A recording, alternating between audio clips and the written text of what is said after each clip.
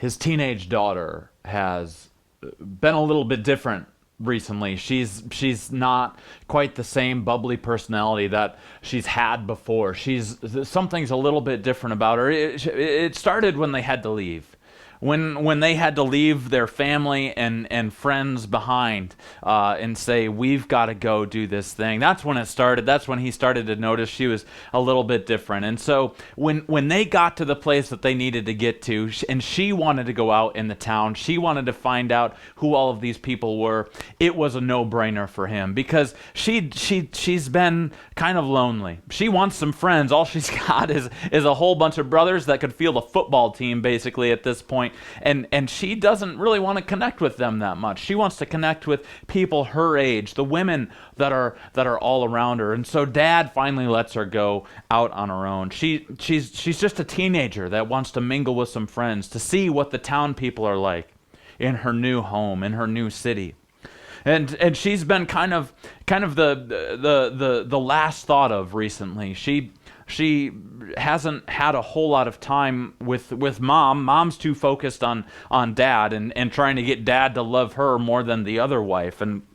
And so she hasn't had a lot of time with Mom because Mom's focused on Dad. And Dad's he's been passive, and he's had his own journey that he's been on. See, Jacob has had a difficult time as well. Most of it his own doing. He hasn't been the same. He's a passive one, and he's finally at a place where he can finally kick up his feet and relax. He's got his land, he's got his property, close to the city, but still in the country where you can do all the country stuff that you want to do. He's got a great view. He can see the city from where he's at, but he's got room for all of his land. They've got room to spread out, so when he finally puts his tent up and gets his front porch, he can put his feet up and just rest. And it's been a long time since he's been able to just put his feet up and rest. And so for him to let his daughter go at this point, in this time, he is all for it. Whatever peace and quiet he can get at home is fine with him, even if it means his daughter going out into this new town that they don't know much about. They know a little. He'll take the peace and quiet. See, for 20 years now, he's been out on the run. He's been, isn't that a song, On the Run? He's been going. He's been just at 100 miles an hour, it seems like, between trying to appease the wives, the other children, the father-in-law, and then the issue with his brother, which now resolved. Everything is now kind of in the rearview mirror behind him, and he is finally settled. Oh. You love that moment, right? Of being very settled, of feeling like you finally have figured, oh, good, I can finally settle. We're going through the process of selling a home and purchasing a home and everything that entitles right now. And last night I was just thinking, I can't wait until this process is done and that process is done, and I can just sit back and relax on the back deck and just put my feet up, drink my coffee in peace, where there's no more projects to get done. There's no more things to take care of. Have you been there? I know I have, and I am right now. The problem is, well, that's not really a call that we should have. Jacob in this time right now is very complacent. And he's very passive. He's always been a passive leader. He's always just kind of let things slide. Mom's the one who's the one that makes sure things happen. She's the ruler. She's the one that takes care of all of the issues. Dad just kind of lets things go by because he's tired, usually from a long day of work. And so if any of the kids want something, they go to Dad. They go to Dad because he's too busy. He's a passive leader, so he'll say yes typically. If Mom's going to say no, Dad's going to say yes. And that's where we find ourselves in Genesis chapter 34. Jacob has finally gotten some rest. He's finally in a place where he feels he can put his feet up and just relax. And isn't that always the time? Whenever we have a time where we can relax, that seems to be when chapter 34 has happened in our lives. And I'm going to tell you, I'm not excited about this message. I'm not super pumped about preaching this message because it's hard. It's a difficult one. And this is probably one of the more difficult chapters in Genesis, if I'm going to be completely honest with you, based on what happens. And I think in these moments of complacency, in these moments of passivity, in these moments of, let me just kick my feet up, I'm going to let my guard down a little bit first, chapter 34 has come roaring into our lives. So I think there's something for us, not specifically what happens here, although I got to tell you, chapter 34 might be a little bit triggering. For some people, I just want to say, if there's sexual abuse or anything like that in your past, this might be a triggering message for you, and I don't blame you if you need to turn it off right now if that's you, okay? So I just want to give that preface before we start reading, that this is a difficult chapter. And we're going to have to talk about some things, and there's no getting around it. And it jumps right out of the page and right to us right from the get-go. And so that's chapter 34. We find Jacob in a spot of being, again, very passive, very complacent. And that's when 34 comes in. So here we go. You've had your warning. We're going to start in verse 1. Now Dinah, the daughter of Leah, whom she had borne to Jacob, went out to see the women of the land. And when Shechem, the son of Hamor the Hivite, the prince of the land, saw her, he seized her and lay with her and humiliated her.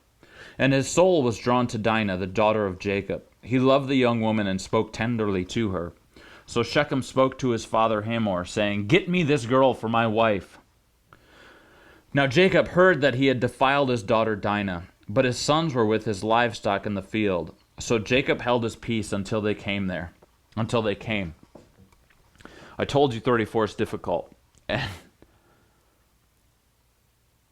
My first question in this passage is, Dad, where are you? Well, Dad, what are you thinking? You know about this land. You know, how can you let this happen? Your teenage daughter she's probably 13, 14, 15 years of age, somewhere in that range right now. And you know from past experience with your dad Isaac, with your grandpa Abraham, that people in these Mediterranean lands, these towns close to the Mediterranean seaside, we know from both Abraham and Isaac in previous accounts in Genesis that they were fearful of their life because they were afraid that they were going to be murdered because of who their wives were, because their wives were beautiful. And they were afraid that they were going to get murdered because they knew what happens if a beautiful woman comes into a town like this, to a town like Shechem. If they know that if somebody comes into that town that's a beautiful woman, young, it doesn't matter. That person comes in, there's a high probability that the men of the town are going to take advantage of her. They're going to flat out rape her. Dad,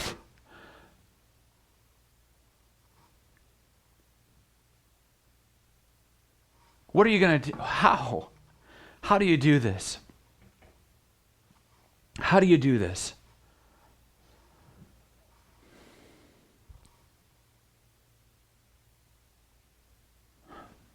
Dad's in his own space where he can just finally relax and he's comfortable. He's had a hard walk. It's a hard day. Whatever that. I mean, it's whatever. And he uses it as an excuse to let his daughter just go out into the land. He knows that, like, his dad and his grandfather were both going to be murdered if Sarah and Rebecca were known to be their wives. And I just want to point out, if you're a dad today, or if you're a parent of any kind, we have to set boundaries for our children. I've seen so many instances of dads just being like, well, whatever my kids want to do is fine. I can't control them anymore. They're teenagers, they're going to do what they're going to do. I don't want to be the bad guy. I don't want to be the one who sets boundaries for my kids because I want them to be able to experience everything. No, stop trying to be your kid's friend and start being their parent. Teenagers are supposed to rebel. That's what they do. Parents are supposed to set boundaries. That's what you're supposed to do. Your kids are supposed to rebel against you. They're supposed to not like the rules that you put in place. It's funny because at 14, I don't remember who said it, but at 14, they said that they thought their dad was the dumbest person on the planet. And then 7 years, it's amazing how much their dad learned in 7 years. It's amazing how much smarter they got in 7 years. Your parents, as parents, your kids are supposed to not like you sometimes. That's your job as a parent, is to set boundaries. And Jacob is just saying, you know what, go do whatever you want. I had a tough day at work. I'm going to lift up my legs here a little bit. I'm going to relax. I'm going to put them up on the railing, and you go do whatever you want. As a dad, where are the boundaries for your kids? So we get too busy with work. We need to go hang out with our friends, the guys' nights. We got to go do all that kind of stuff. Life is too stressful to care for your kids. And I'm just going to say, men in the room right now, you need to man up.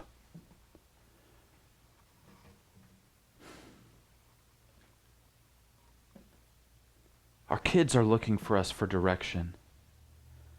Jacob, and the most frustrating thing with this is Jacob does nothing. He does nothing. He hears about it, and he hears that his daughter was raped. And he held his peace until his brothers came. His brothers were tending to the flock. Sometimes you would be gone for days, sometimes weeks. We don't know how long the brothers, the sons, were gone for. But Jacob held his peace until they came back. They heard about it. If you're a dad, you need to go out there and you need to tell your sons what's going on. If Jacob he has to go out to the fields and tell his sons, I want you to hear it from me first. I need you to hear this from me. Before you hear it from anyone else, you need to hear this from me. But he just sits back, lets everything happen, and we know later on in the story, Dinah's still with these people, and he's doing nothing.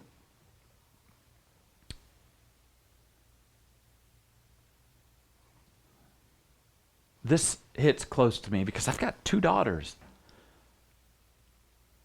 and I have 2 sons. I can't imagine an instance where I don't act. And I'm telling you, as a dad, not as a pastor, but as a dad,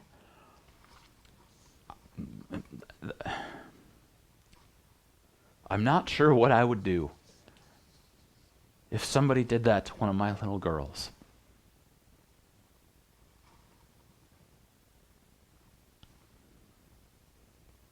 I told you this message was going to be hard. It's going to be difficult. We're, 10 minutes in? It's heavy. It's heavy. There's so many things wrong with this. There's so many things that are just absolutely terrible with this. And you see Shechem, who was the son who did this.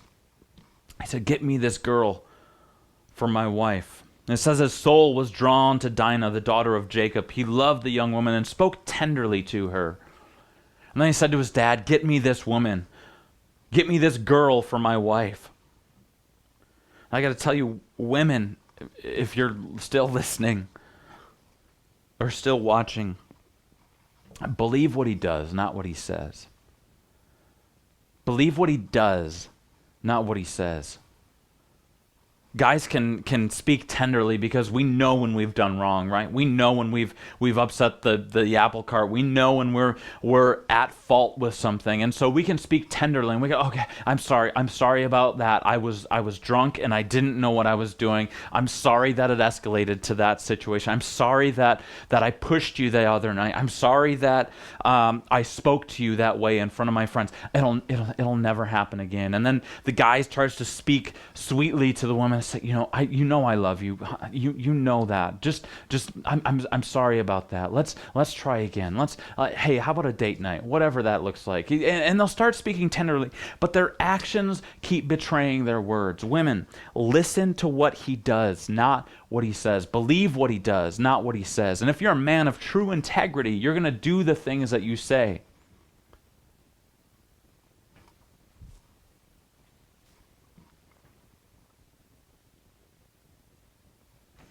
It's heavy. It's heavy, I know. Okay, let's keep going. Maybe it'll get lighter. Verse 6, and Hamor, the father of Shechem, went out to Jacob to speak with him.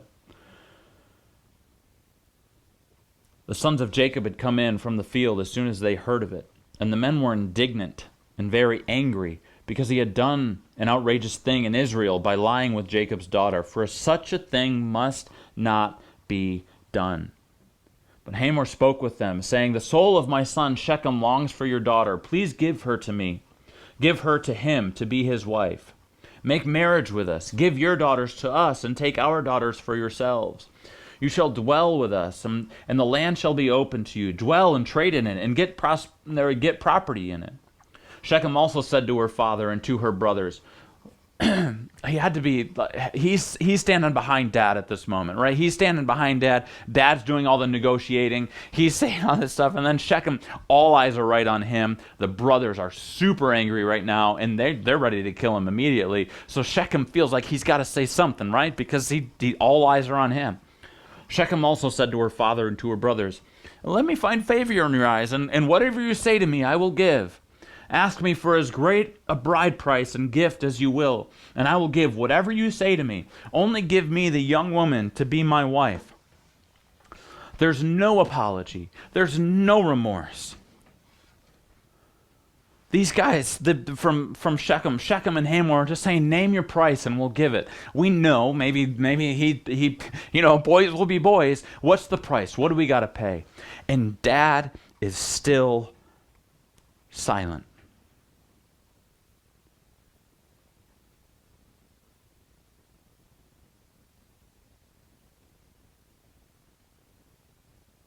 This is something that Jacob's dad, Jacob's grandpa, warned each of their sons about. Abraham warned Isaac, don't marry anyone from this land. Go back to the homeland and marry someone from there. Isaac warned Jacob, don't marry anyone from this land. Go back to the relatives and marry from there.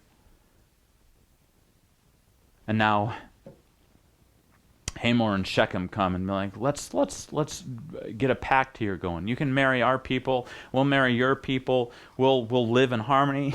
All this stuff can be yours. Whatever you want, you can dwell with us, and the land shall be open to you. Dwell and trade in it. Get property in it. Whatever you need, the price, whatever it is, we'll pay it. We'll pay the price. Just tell us what you want.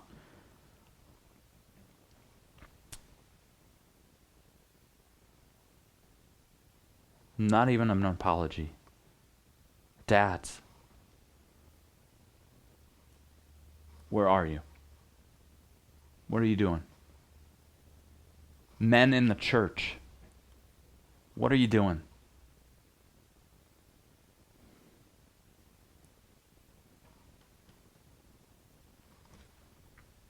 Verse 17, or 13, excuse me. The son of Jacob answered, again, the sons are speaking on behalf of their sister. Jacob has yet to say a freaking word. Jacob answered Shechem and his father Hamor deceitfully, because he had defiled their sister Dinah. Here we have, we see that the sons are now schemers. The sons are now deceivers. They're taking after Dad. They're looking at the same thing Dad used to do. He used to scheme. He used to deceive. He used to do all that. They're just learning from Dad. They're just learning. They're taking after their old man.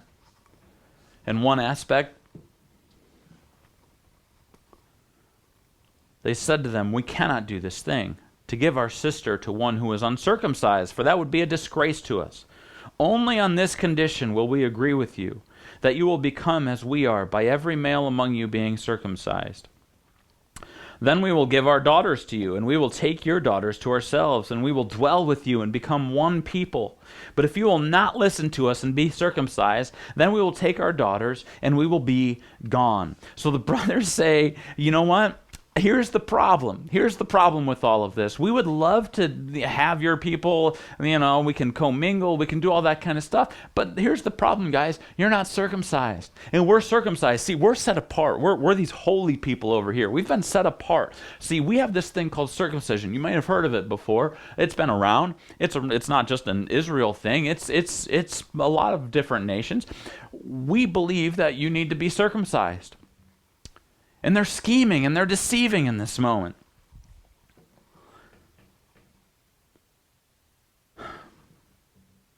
And the holy here are using something God's given them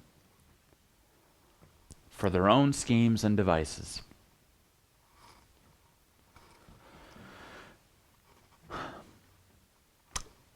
I think that's okay. We'll keep going. Their words pleased Hamor and Hamor's son Shechem. That had to be a shock, because if somebody, that's a great deterrent to have somebody date your daughter. Okay, if you want to date my daughter, here's the things that you need to do. Also, you need to be circumcised. And if you're not, you got to do it now. And I guarantee my daughters are not going to be married if that's the case. If they meet somebody like that, I'm like, hey, here's the deal. Here's what we got to do. In order for you to marry our daughters, you got to go under the knife. They're going to run. I think my daughters are great. They're beautiful, but I think there's going to be a limit to that. And so this had to be surprising. Hamor and Shechem are like, okay, yeah, that sounds good. And the young man did not the young man did not delay to do the thing, because he delighted in Jacob's daughter. Now he was the most honored of all his father's house. So Hamor and his son Shechem came to the gate of their city and spoke to the men of their city, saying, "These men are at peace with us. Let them dwell in the land and trade in it. For behold, the land is large enough for them. Let us take their daughters as wives, and let us give them our daughters. Only on this condition will the men agree to dwell with us, to become one people, when every male among us is circumcised, as they are circumcised." He's like, no, now listen, wait. Now, before you guys all run away, I know this is a lot to ask for everybody, but before you run away, just hear us out.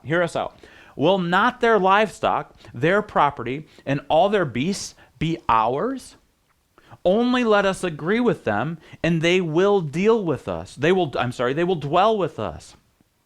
So, listen, if we do this, think about all the money we're going to have. Think about all the stuff we're going to have. And all who went out of the gate of his city listened to Hamor and his son Shechem. And every male was circumcised, all who went out of the gate of the city.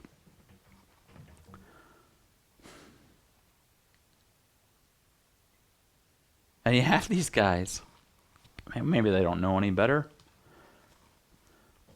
using the holy to get wealth and women. To get wealth and women. That's what they say. Hey, we're going to be able to have their women as wives. We're going to be able to have their stuff. All their stuff is going to be ours. This is a good deal for us. And some of us approach Christianity, some of us approach Jesus, some of us approach going to church on a Sunday morning this same way. Hey, this might really help my business.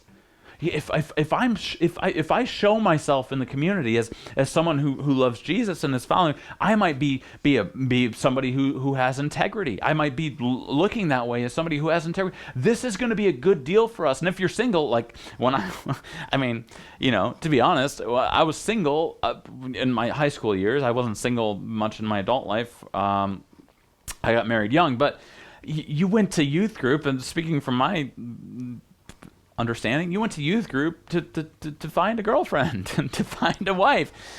These guys are basically doing the same thing. Okay, yeah, we might have to do a little bit of surgery. We might have to do something a little bit, painful. But here's the deal. Look, think about the rewards at the end of it, you guys. We're going to have wealth, and we're going to have women, and life is going to be good. So they did it. They used the holy to get women and wealth. Let's see how the response is. On the third day, when they were sore. Okay, wait, I know. Just wait. Hold up. On the third day when they were sore. Okay, so they have the act, and here's the thing. It's not, you don't go to a surgical center. You don't drive up Munson Avenue to get to the hospital where they can now perform surgery on you. It's pretty, they're using rocks, okay? They're using whatever tools they had available. They don't sterilize anything. It's not very clean. This is a very painful process for them at this time. They're not recovering quickly, okay? All of a sudden, it's not sanitary. Nothing's been sanitized. Nothing is sterile. So now they have this environment where they have an open wound. Sorry, I'm not going to be too graphic, but they have a wound. And now they are, they're resting. They're laying in bed because they can't get out of bed because it's pretty sore. There's infection that's starting to set in. There's disease that might be setting in. These guys are sore. So 3 days in, Jacob's sons knew this. They know. On the third day, when they were sore, 2 of the sons of Jacob, Simeon and Levi, Dinah's brothers, took their swords and came against the city while it felt secure, and killed all the males. They killed Hamor and his son Shechem with the sword and took Dinah out of Shechem's house and went away. She's been there the whole time. Dinah's been there the whole time. This still just blows my mind that Jacob says nothing. That he waits for his sons to come in from tending to the flock before they... Man, if I'm going, well, probably not, but in my brain, I'm going Liam Neeson on these people. I'm going and I'm stopping at nothing to get my daughter back.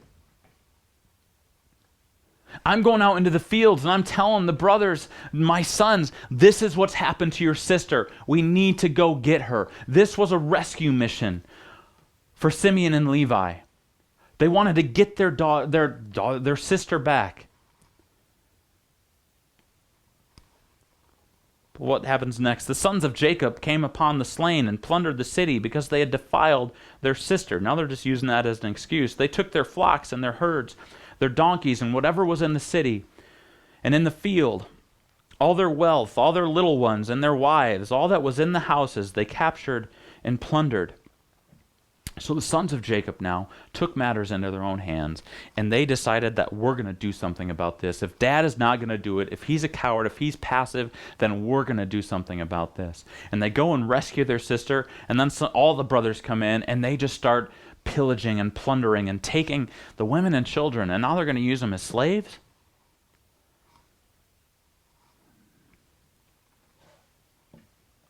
Men of God are acting like savages.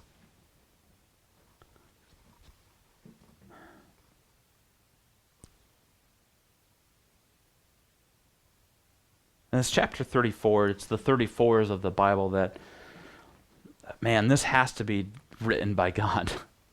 Because if I'm writing the Bible and I'm in charge of my people and where I come from, I'm going to write all the good stuff. I'm going to leave out all the bad stuff. I'm going to leave out all the 34s for sure. This lets me know that this was written not by men but by God, because man wouldn't put that in there.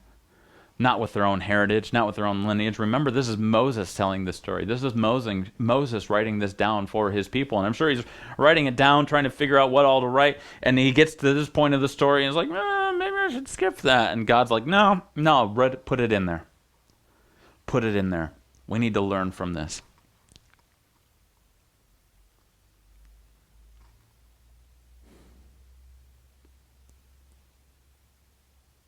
What an indictment on followers of God. So far we've seen the holy be used. Circumcision was something holy. That meant that you were set apart. That meant that you were for God. You were in His family. You were part of that family, that group. You were set apart from the rest of the world. And these brothers are going to use it for their own advances. They use it as bait, essentially. They dangle this holy thing. Oh, you want to be like us? You want the stuff that we have? Here's what you got to do. They use the holy to gratify lust. Make no mistake, this is lust.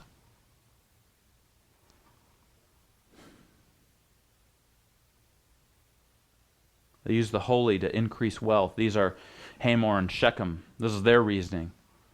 Lust and wealth, girls and wealth, women and wealth.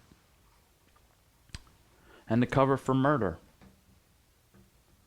They're using this as a way to get into this camp and to kill everybody in town.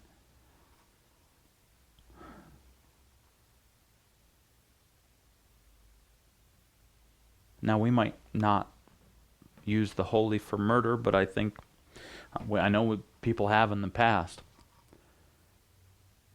Hopefully none of us here are doing that, but some of us are using the holy to gratify lust. You come to church just to check out who's here. You'll use the holy to increase wealth.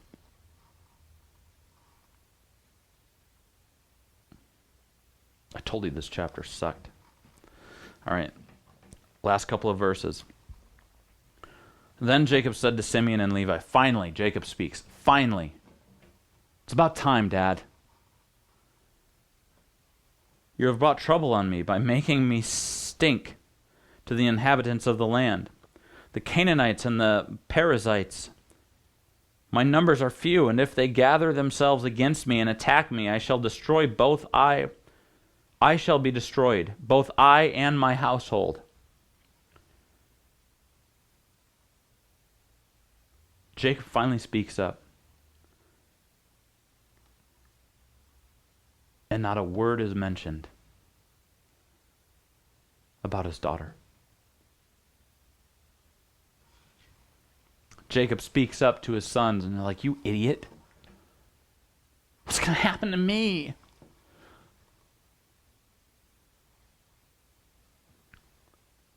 But they said, should he treat our sister like a prostitute?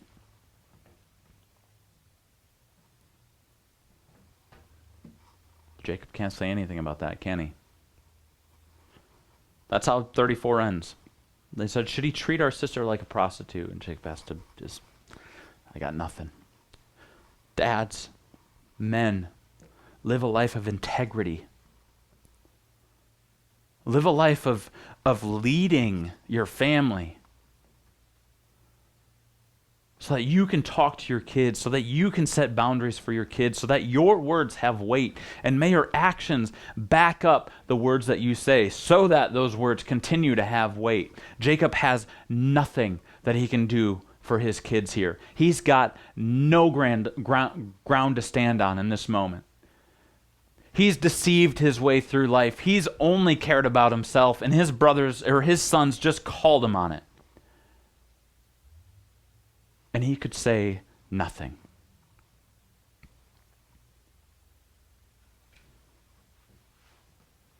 It's when we're passive, when we're complacent, that 34s come roaring into our life. Chapter 34s come roaring into our lives. Jacob had everything he wanted, a good place to live, overlooking the city, but far enough away to enjoy the country. And he's mad that that's gone now. He's upset that he can't have that anymore, that he has to lose his place that he wanted to live in.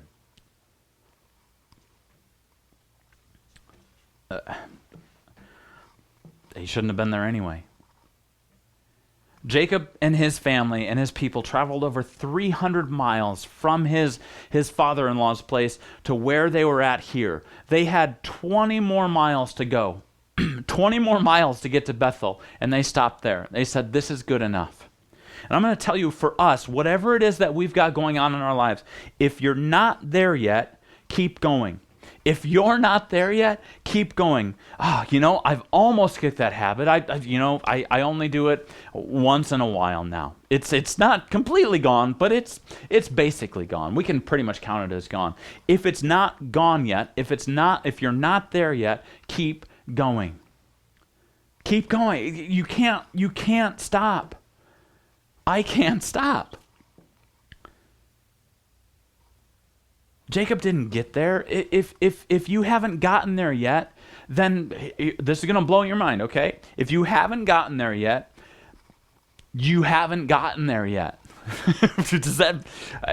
If you still struggle with something, even just a little bit, Do you still struggle with something? If I still struggle with whatever it is in my life, if I still struggle with sin, guess what? I still struggle with sin. It doesn't matter how often or how little I do it.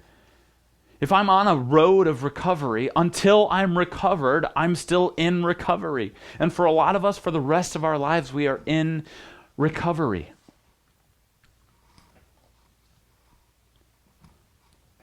Jacob was like, far enough. I got tired. I don't want to do this anymore. He got complacent.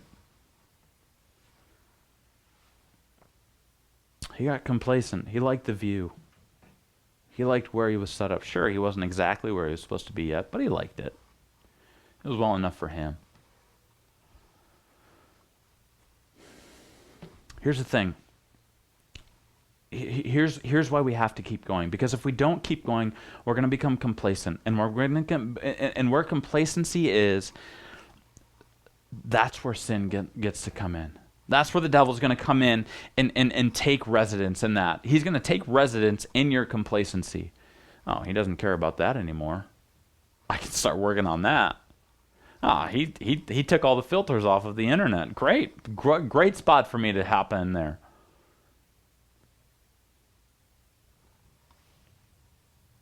Oh, he doesn't care as much about his business anymore. He's fudging numbers just a little bit. Let's get all the way in there. Let's see what kind of damage we can do in there. Complacency is a big deal. Complacency kills momentum. This is why we have to keep going. I'm going to share 3 things of why we need to keep going if we're not there yet. And trust me, you're not there yet. You might be like, I've arrived. Have you? I didn't know that, because as a human being, I guarantee we haven't arrived. There's always going to be something. And I know that sounds scary, and I know that's tiring. A friend just today was like, I get so tired of processing things, because the more I process, that means the more that I have to process. And I get it. It's hard, but complacency kills momentum. I'm a Detroit Lions fan, unfortunately, especially this year, unfortunately. And there was a game a couple of weeks ago against the Ravens where they should have won the game. I mean, they had the Ravens at 4th and 19, and they still allowed a completion, whether or not it should have happened. Actually, the next play shouldn't have happened, but whatever, because it should have been a delay game. I'm not focused on that. What I want to focus on is before that. They had all the momentum in the world. Detroit did. They had come back, and they were marching down the field with very little time left. They were marching down the field. They looked like they had the game won. They got down to like the 30-yard line, and then they got complacent in their home stadium. This is what kills me about the Lions, is they got so complacent, and then they just started running the ball because they were fine with a field goal. A field goal would have got them ahead. A field goal put them ahead in the game, 16-14, I think is what the score was. They were down 13-14. All they needed was a field goal, and they got complacent with it. And they stopped. And instead of going with the momentum, going for that touchdown, you throw a touchdown, you run in for a touchdown, and the game is basically over at that point. And then the Ravens have to score a touchdown and not kick a 66-yard field goal, and they had no timeouts left. It killed the momentum. Once we stop, once we slow down, our momentum is killed. You know how like when you're running down a hill and you just kind of keep going and going and going, like momentum keeps carrying you forward. And the moment we slow down, the moment we stop, then it's hard to get started again. Complacency kills momentum. And I got to keep going because I'm going to be way over today. Complacency allows 34s. Good enough is good enough. We're almost there. And that's when 34s come roaring into our lives. Complacency allows for 34s. Chapter 34s in our lives. Now you might not struggle to this extent, to what's happened here in chapter 34, but we still struggle. We still sin. And if we're not fighting against that, we're allowing it in.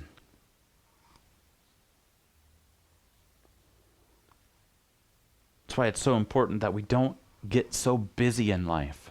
We don't get so busy that we're tired and we don't want to fight anymore. And I can just be honest with you guys. I'm tired. I really am. I am tired today, and I know that this is the moment that 34s can be allowed into my life. If I'm tired, I just like, oh, it was such a busy week. It was so much stuff going on. We're trying to sell this house, trying to get this new house, and we're all of that. We had tarps for pints. We had a Bible study that was at 6:30 in the morning, the very next morning, and you just get exhausted.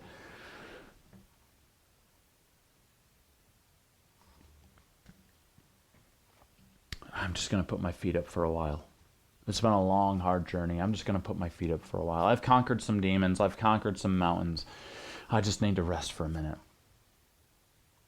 Jacob, he'd gotten over Laban. He had left Laban. He conquered that one. He made peace with his brother Esau, got that one taken care of. It seemed like everybody was getting together fine. And he's like, okay, I just need some silence. You guys just go. Just go. Dinah, you want to go to the city? Fine. Complacency allows our 34s.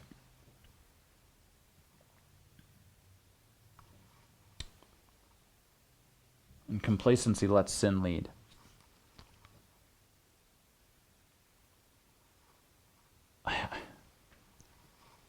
Again, I asked the question of where was Jacob in all of this?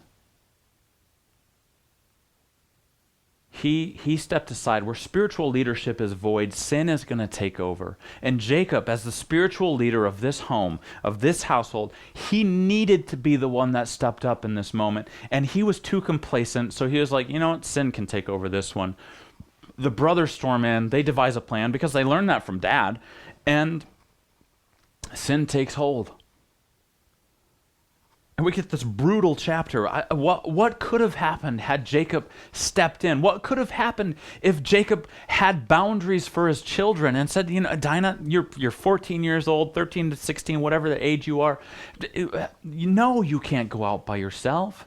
No, you've got brothers. You got to wait for them to come home. And she might storm off mad, like, this friend never has to do this with her brothers, and she gets to go out to the city all by herself. Why can't I? Man, have those conversations with your kids. Set boundaries for your kids. If we're not going to set boundaries, no one is.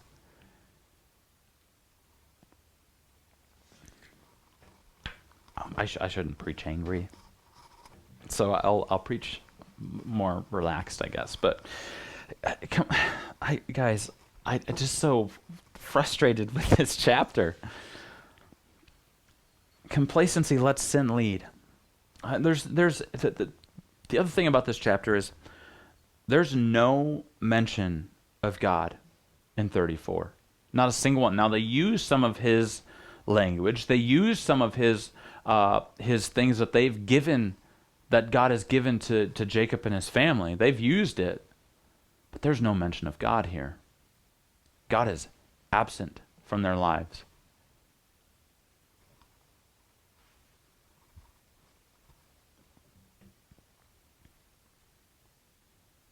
What a downer of a message, right?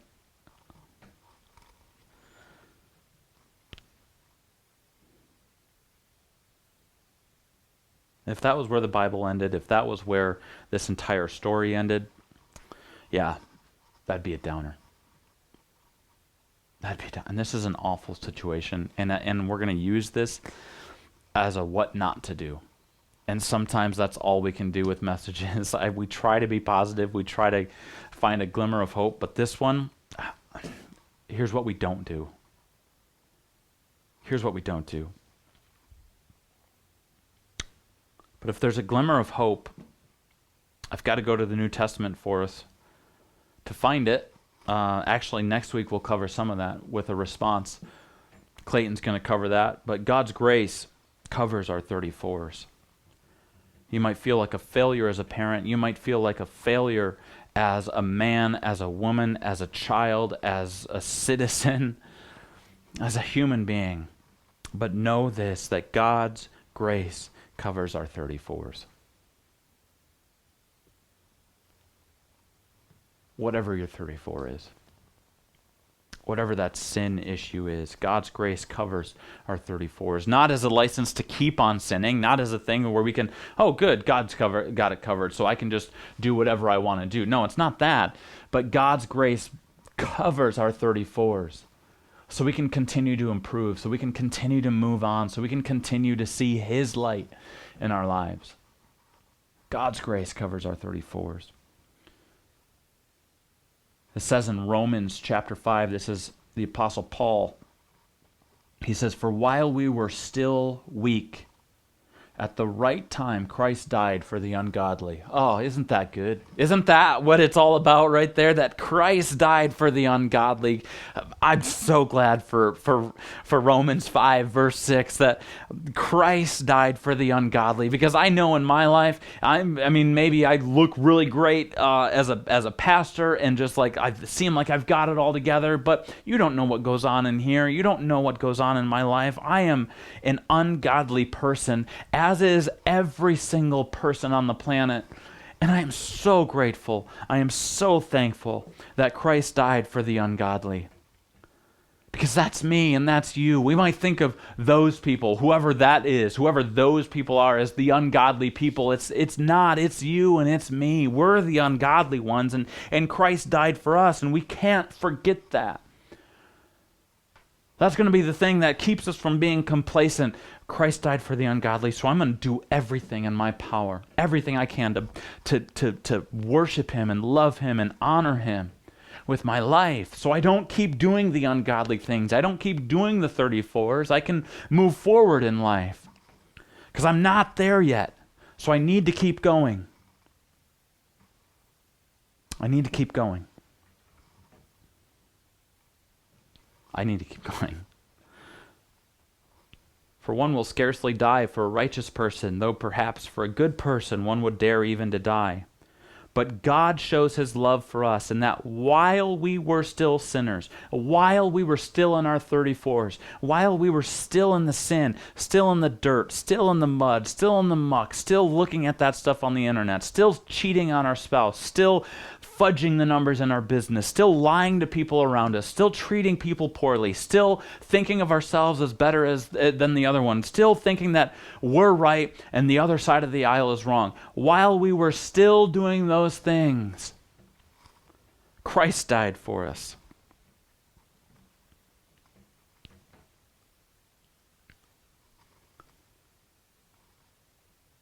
God's grace covers our 34s. And that's the good news, you guys. If there's anything that we can take from this message, it's that God's grace covers our 34s.